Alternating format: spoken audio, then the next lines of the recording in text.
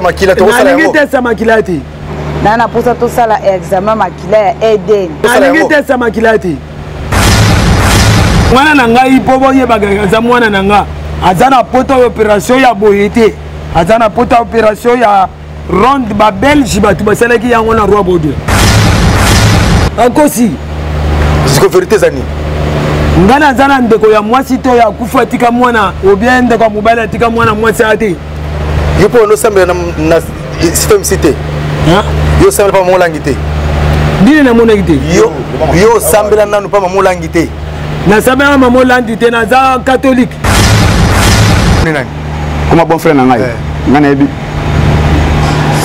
Nsaka comment bon frère nangai comment bien comment yanane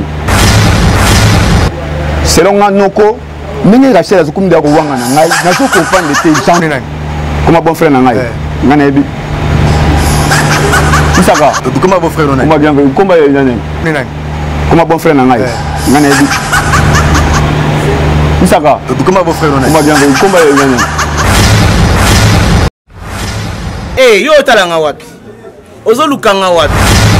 Olingo mona nga wapi? Setembaga yeyo. Mirai Tubadi yeyo. Mirai Nabino yeyo. To s'abonner kaka massivement na chaîne YouTube Tina Express TV ya Mama Tina Ikoko.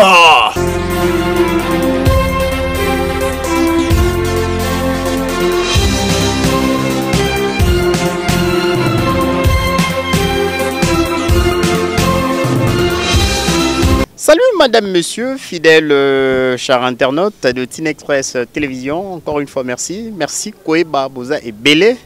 Et Belé, comme d'habitude, hein, pour répondre à un programme, à un rendez-vous Nabiso avec votre programme, votre émission que vous aimez bien, Boigna. Et Kozalana Boigna et Leki Nyoso. Merci à tout le personnel de Tina Express Télévision. Merci à vous tous. Merci à Norevi H3. Merci beaucoup. Vous êtes tellement nombreux, tellement nombreux dans tous les coins et recoins de la planète. Déjà pour répondre à ces programmes, encore une fois, merci. On est là, nous sommes là pour parler. Nous continuons avec ces sujets, ces problèmes hein, qui... Il y a beaucoup de gens qui faisaient parler, couler l'encre, salive. Cette histoire de la sœur de notre jeune sœur Élisée Olangui. Et aujourd'hui, c'est encore un programme spécial, une émission spéciale dans laquelle nous venons spécialement pour la suite pour parler de cette situation. L'autre sur l'Obelango, n'est to promettait bino l'autre fois, to promettait bino que non, to zong pour la tour solo là, to l'Obelango, boye ba suite évolution à dossier. Ndengeni neza ko évoluer et to zongi lelo pour la to tila bino nini sœur Élisée Olangui a ko expliquer biso nini sœur Élisée Olangui a ko loba na suite ya dossier neni dossier eza ko kende na famille ya pasteur Paul David Olangui na ba avocat na ye na ba avocat ya pasteur Paul David Olangui Marambu oyo par rapport à Marambu ya Zosenga par rapport à la demande naie jusque là ils ont considéré et elle s'inquiète déjà même pour la justice c'est notre justice congolaise Azaro s'inquiétait trop la sœur notre jeune sœur Élisée Olangui. Les deux années longtemps là-bas c'est un programme spécial tu expliquer bino wapi dossier est commis. Déjà, Boebi qui est dossier à niveau de la justice, baza déjà na justice Simbi Mamsiko na Maboko. Et bon, l'autre fois, n'enge incident ezalaki na rencontre avec l'autre partie. Il y a pasteur Paul David Olangui. Il y a eu une dame qui s'est présentée. Même na ba pièce d'identité n'est vraiment douteuse. On dirait qu'il y a avocat. Il y a Bima qui n'a véhicule accueilli. Et les lots, dossiers ont continué. Car si les lots, binonions sont déjà bolandi, déjà bazolandi la dossier ici, bon moni, il y a un monsieur, une dame, il y a un groupe de gens une famille au ebimi balobi que non bangonde ba parents biologiques ya Élysée Olangi babi que bango baza ba parents ya Élysée. Il y a même une dame moi qui est un peu très loin à lobby que non Élysée a un problème à la tête. Donc elle a quelque chose qui ne va pas à la tête. Oh, il faut balander la yango.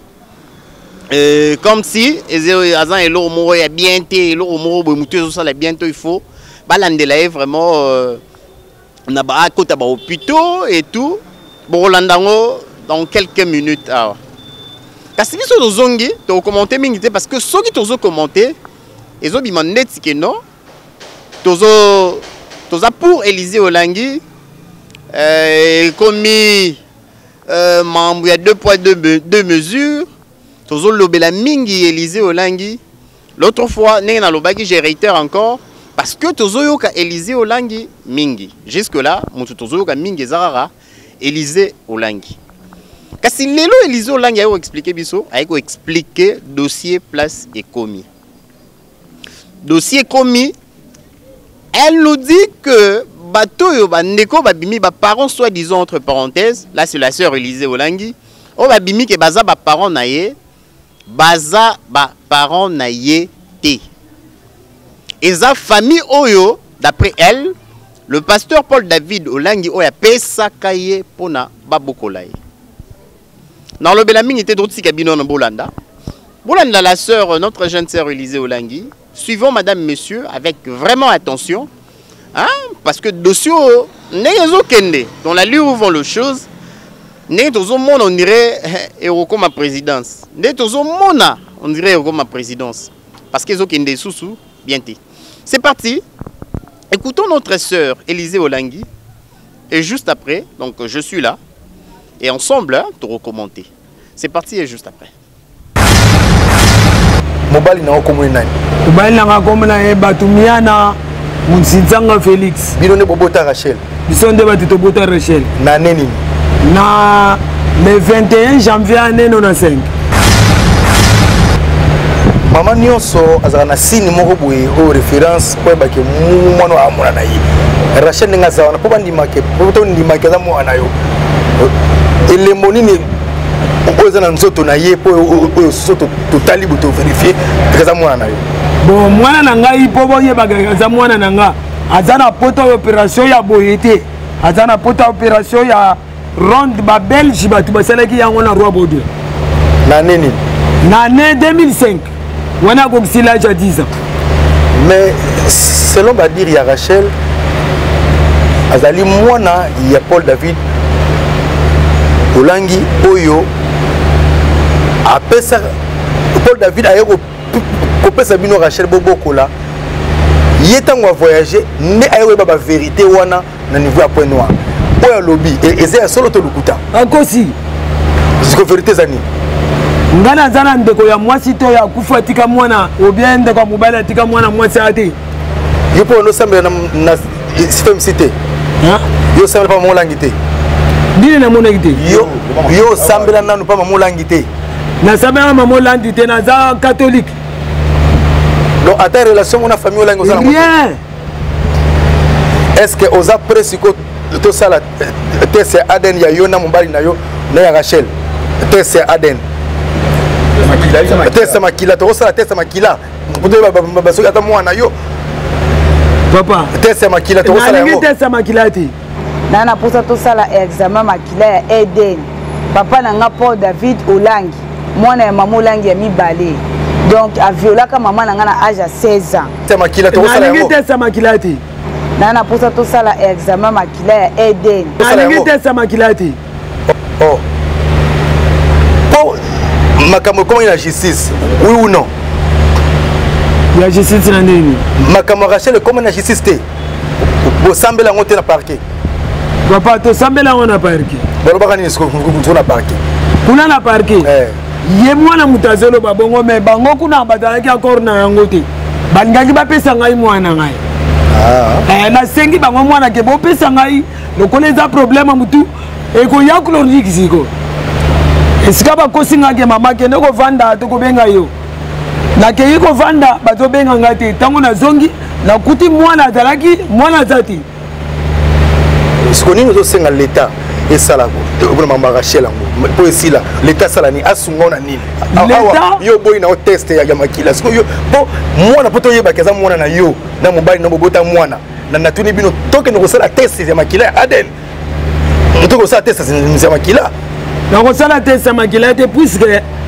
tata a déjà pensionné ngana zala mobali te sikoyo mbongo wana na kofuta kuna yo fele to ya mbongo te mutu alinga futela bino mbongo yo fele yo pesa mbongo te ondimi eza boye mutu ondimi utese makila kati soki ya mbongo na za mbongo te mutu atala biso na télévision balingi batya mbongo yo mama na papa na Rachel tokende inde tese makila to réellement soza mwana na yo voilà wana ondimi nandimi ayo azaka na famille wana mama yanga Sephora elonga baraka ayebisi mwana no azaka na famille wana tala mwana no ye wana lakisi ngai nde mama lobi c'est bon na kokuta na famille wana nde mama kena kokuta na famille wana tanga kokuta na famille wana ayebisi famille wana na ye ko récupérer mwana nanga po famille wana ba chanja kanga kombo tant na bota maki papolang na mamolang apesa nga kombo na ye Elisabeth OK merci yo adresse za wapi po ba konti ba yamba la moko tipa na yo bazwa yo na Rachel to succès wana test Aden adresse na yo na zana avenue Panzi numéro 21 numéro 20 bis na commune Ngaliema na Kaluka na eta na Kaluka na balabala oyo nani cimetière musulman kaka direction wana ti na quartier oleki quartier 3 à quartier 2 na za numéro 20. OK merci maman noko bino ko bakisa noko mona kasi na waso wanga na bino abike bino bota été explique biso na bon na problème na kolobati même ngai grand sœur abengaka lelo abino ko bozoti kanga boye ndenge nini mwana ye wana mona na liboso boya kite wana mona ni boya to ko ndozoaye bon ngana asenga ka place ya bakunzi basunga grand sœur na ngai pona nga noko pena aza mwana kasi na ngai nenga botami nenga koli na yebi nyonso tu jamais bazwaka muto yebi te na nzela n'importe ko zwa boye jamais et on a kobi place ko na zwa mwana kasi na ngai na kindi na ye na bakunzi bosunga ngai yo zalaka tango mwana na botamaka ngana zalaka tango mwana botama destinga na botama déjà mwana ngamba pa mwana kasi na pa komokola yaya zova na kingasani ngana afande pa na biso nazomona mwana kasi nga kona kingasani kotala yaya nga zokola nga pusani bo tout ça mais ça là qui ndenge ni parce que maman c'est no expliquer bien ça qui ndenge ni mwana ki mabino na maboko akomantela ba point noir ti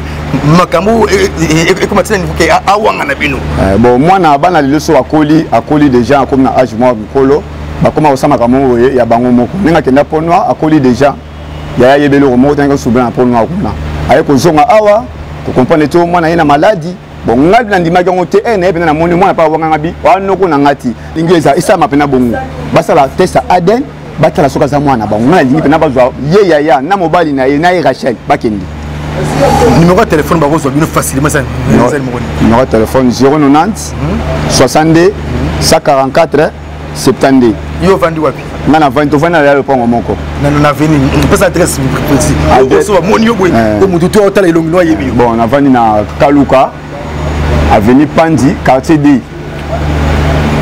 Ngaliema Kaluka avenue Panzi quartier D wana adresse nanga suki waye ba komona ka wana zaka wana na le pongo mona sœur na ngai na grande sœur na ngai na tuni les sous est-ce que vous en attendez un lien familial mode to lu solo mo salamate entre bino na famille olangi bon ngana yebi pene loko moko te atali moko te tout ça on peut pas sembler pene église ya maman olangi na famille na biso azati ngamo na ko na catholique papa catholique ba yaya catholique donc lié moko na famille olangi bazate kala ki mkonde ba koli botoki ba mo samna maman olangi mais to koli mutu mo samna maman olangi azati na ki mokolo nani na mokolo ye Rachel na grand frère na ye ndi ba mo samna maman olangi na pont noir grand frère ne Seda azala na pont noir atika na pont noir atika na pont noir Rachel azaki protocole grand frère na azape ka mwa mutu mo pe na kata église ya maman olangi na pont noir atika na pont noir ndi ba mo samna na maman olangi na ki mokolo mais na ki mwana mke mtasamna na maman olangi azati beau frère na wazali wa bota Rachel beau frère na azali wa bota Rachel azali li ba le kufana sœur azako na zope mwasi mususu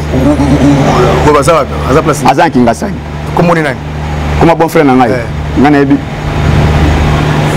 Isaka comment beau frère na nani comment bien comment nani Félix ka Félix na yebi Félix nani wa baxi Comment mon bas non abelé Félix? Comment les sons ni amboka kuna? Batumia na Mutsinsanga Félix. Ngana beleka Félix. Ngana beleka Félix. Merci beaucoup. Nini bakonzi bako retenir na monde entier au baota la dossier Rachel et nini yo ko parce que yo da chaîne moi ba ça quand même bien moi précision zali. Bakonzi ngana lingi pena en tout cas bosunga ngai moko na monoko na grande sœur na famille aza mwana toboti. Jamais ma client surtout landake ka landake boy jamais ngana lingi bakonzi ba ke ne peut tester et salama mais selon ngana bonzambe ba ko se trouver que aza mwana na biso to to ko ngate ka to landa mutu moto yebi to landa landake ka pamba boy jamais bien bakonzi bo sunga ngapina bo sunga ngai on na awa ti bo mona ngai na solo babo. Mais est-ce que vous affirmer biso que Rachel mo mutu te bouger bon selon nganoko mingi Rachel azukumda ko wanga na ngai na so comprendre jamais Rachel ko wanga na ngai ya wanga na ya wanga na boy do jamais na yebité ya lobi ke bino bobo kola yi ya bino bobo kola me bota yi panga na bika mtabota ka yaya biso banoko na ina ninga koli o ngana bika ya ngone sidi. De retour sur ce plateau, mesdames, messieurs, nous tous comme une seule personne, avec attention, hein, j'ose croire que nous tous, on a suivi avec attention les propos de notre jeune sœur, de la sœur Élisée Olangui. Madame, monsieur, vous avez suivi. Ça fait très mal. Personnellement, je me pose même des questions pour ceux-là qui viennent certifier, vous tous qui disiez que non, la chaîne Tina Express Télévision, Peggy, Coco, tous au moins partis, on dirait biso mutu tozo pelisa moto, on dirait biso mutu, binomo boyo qui non commente. C'est la sœur Élisée elle-même. Azo lobama munayi azo expliqué depuis et bandeli. Si lelo bozo landaye bozo ranenge azali ko expliquer. Bozo a souci nae son premier souci bozo yo kango. Bozo kango. Pour ça nae ezali que non basa la ADN. Ba kena centre moko, ba centre ezebele ce botambola na 4 ou 5. Ba kena ba hôpitaux différents coins à Kinshasa et Zaza. Benda bango makila yé na entre parenthèses parce que biso peut toujours confirmer na nouté le pasteur Paul David Olangui oyo pour la sœur Élisée Olangui aza papa naï biologique. La maman paix à son âme notre cette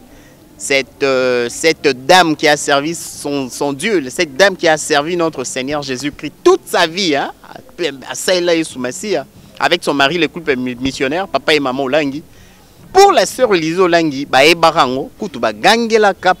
le pasteur Paul David Olangui, à l'époque, hein, jadis c'est encore moins jeune et tout, parce que d'après elle, Bolanda déjà, hein, donc juste un petit recul, d'après elle, sa maman a été violée par le pasteur, qui avant n'était pas encore pasteur, parce qu'il faut peut-être soulever point, là. Avant, Zaïna, le pasteur, oh lélo, Aza pasteur Paul David Olangui. Bolandi eza passi, ça fait très mal. Et notre jeune sœur, elle est encore très jeune. Hein? Elle est très jeune. Et à cet âge, tu es habité. Eza mouche nini, eza nini, parce que bozomo na benage non, elle tient jusque là. Donc elle lutte à lobby que non ADN ou pas. Donc il faut pas qu'elle débat ça la test à ADN pour na ko yeba. Problème na eza mamouya paternité ayeba est-ce que le pasteur Paul David Olangui son père ou pas. Il y a ceux qui disent que non, c'est tard. Depuis tous ces temps, elle était où avec sa maman, avec sa mère et tout. Mais pour votre gouverne, votre information, déjà maman n'a pas encore même en contact avec sa vraie mère, sa mère biologique, c'est un problème. C'est tout un problème pour l'année. L'autre fondé a expliqué qu'elle a vu sa maman, c'est une femme qui est missionnaire aussi au sein, il y a 6 femmes, il y a un combat spirituel. Maintenant, Lélo, pourquoi, qu'est-ce qui manque jusque-là? ADN en Salama. Parce que ça demande absolument rien du tout. Peut-être un petit rien. Bon, il y a que non, le pasteur Paul David Olangui a manqué, tu évité. Bon, tu évité pour chamoutouté. Naro la raté au vendre raté et place est en raté, mais qu'on manquait ses moyens pour faire face, répondre à cette éventualité, à ces problèmes, à cette situation. Bon, on ça l'ADN. Pour enfin mettre fin à l'Ikamboyo, ce qui est Élisée Olangui, n'est déjà hasard osé, à signer naï. Ce qui est ça, la démarche nous avons mené, ce qui est bon côté, porte il y a plusieurs ailes, et allez lier bena pour les. Ce qui est sûr, il y a un parce que ce qui est lié à vilir, à nuire image, pas seulement le pasteur Paul David Olangi, mais de toute cette église, cette grande communauté, en tout cas, Makala et Rosembaye, Roselaye, comme une blague. Mais pendant que la sœur Élisée Olangi, elle continue à lutter, à mener des démarches, à médiatiser à sa ligne, parce que pour elle, d'après la sœur, elle croit qu'il y a à l'amiable, juste pour trouver un terrain d'attente, il y a calme dans le silence, mais ça n'a pas marché. Il marche à quitter, mais il y a un mémiango, si on a un mémiango. D'après la sœur Élisée Olangi, Bolandi, elle a pas si, elle a pas si, elle a pas si, elle a vraiment pas si. Et Boyokindenge a expliqué, bah parents on a sikoyo, bauti wapi, bah parents on a bauti wapi. Mais tout là sikoyo elle a juste ma question.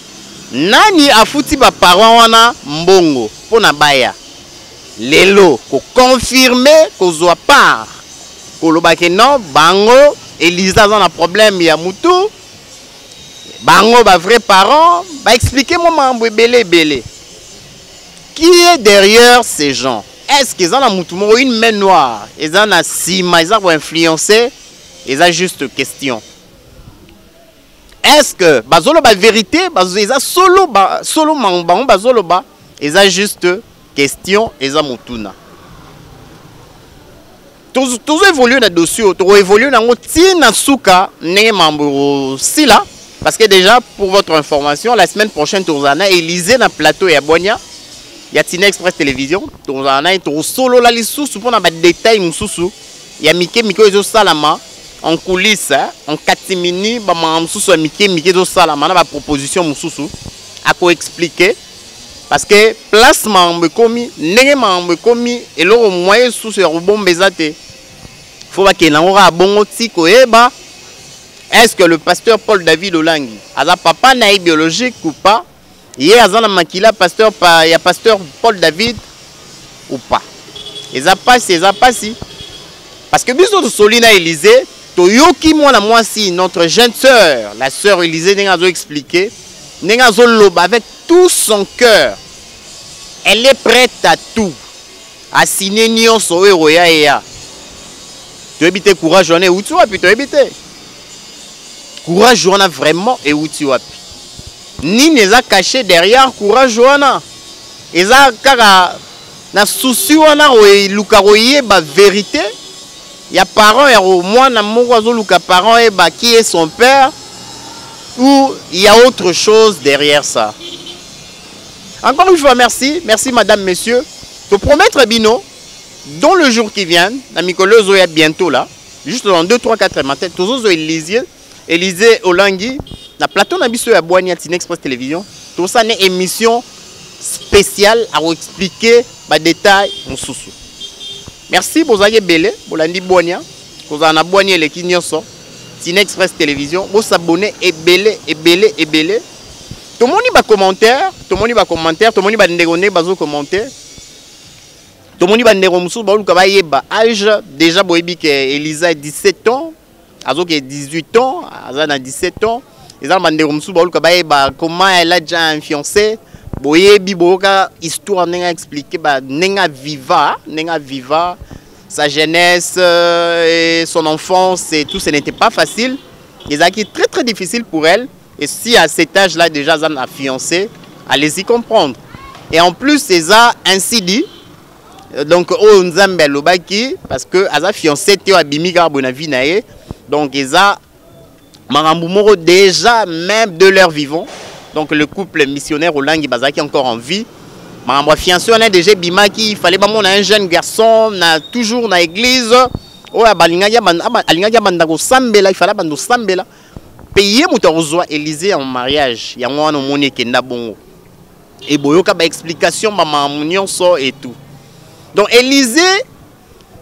Pour la bandego bazo commenter bandego moi hein baza moi ba mal intentionné bandego moi bazo mona mambo autrement. Élisée bandeli ya mambo oyo biso banda to bando lakisa bino bandego première partie mambo ndenge bandaki ti lelo so bolandi munoko Élisée bolandi miso Élisée bolandi ba propos Élisée azo tenir bo comprendre que a obungate. Wana pene lo liboso. Le premier point bon mon appena que Elisa zobunga te Elisa za moi boye. Bon moi cohérence moi cohérence cohérence moi nini au moni pena que non la personne reste toujours dans le chemin dans ces bons chemins là.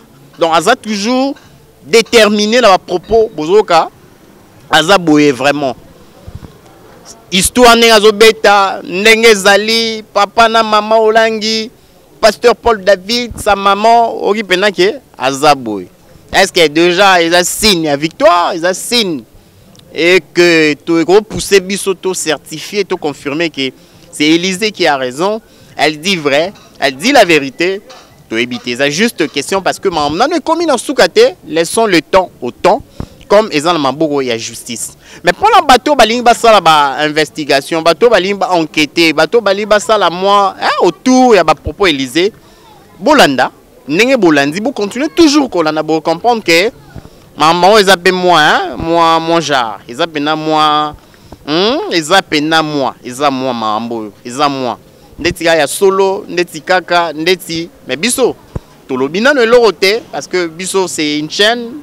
On est là, nous sommes on est comme une église au milieu du village. Donc, on est en position parce que Élysée a lobby à expliquer. Non, parce que tu bipé, on a Kinshasa, on a RDC, on a Frico, on a Mokilo, on a Mbego, Belé, on a Toebi. Laissons le temps. Comme c'est déjà dans la justice, c'est déjà dans la justice congolaise, des Jésus dossier, les autres, laissons les temps au temps. Encore une fois, merci. Vous s'abonner et belé. Natine Express Télévision. Ce qui est sous ma scie à Zongité, tout le monde a dit la micoleuse Alikoya. Kassi. Na réitéré encore, na bandeli golobaï que Élysée Olangi, toujours zoyé, boigna spécial. Donc, quelques jours seulement, pour y aura ma msoussou, au nom boyo quitté. À suivre. Eh, yo talanga wapi? Ozo lukanga wapi? Olingo monanga wapi? Septième baga, yeyo. Mirai Tubadi, yeyo. Mirai Nabino, yeyo. To s'abonner kaka massivement. Na chaîne YouTube Tina Express TV.